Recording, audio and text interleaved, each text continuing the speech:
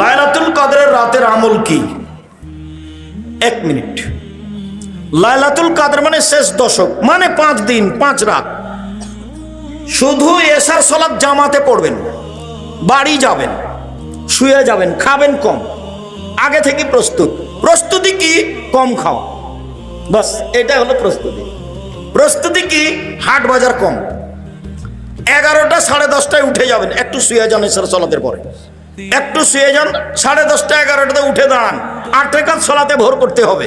চাঁপাই নবাবগঞ্জে দেবীনগরে ওরা কোরআন তেলাওয়াত করে রাত জাগে, জায়েজ নয়। ঢাকাতে ওরা বক্তব্য দিয়ে রাত জাগে, ওটাও বেদাত।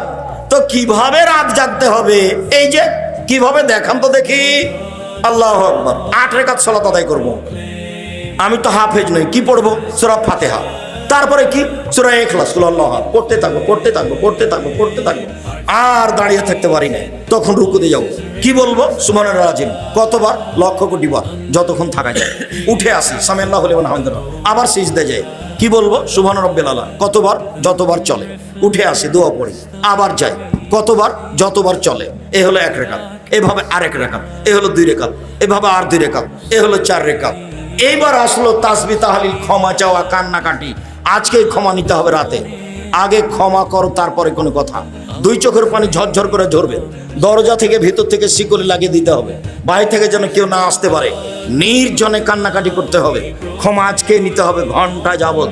এরপরে আবার 4 রাকাত পড়তে পড়তে দেখা যাবে আজান হয়ে আসছে। এরই নাম হলো রাত জাগা।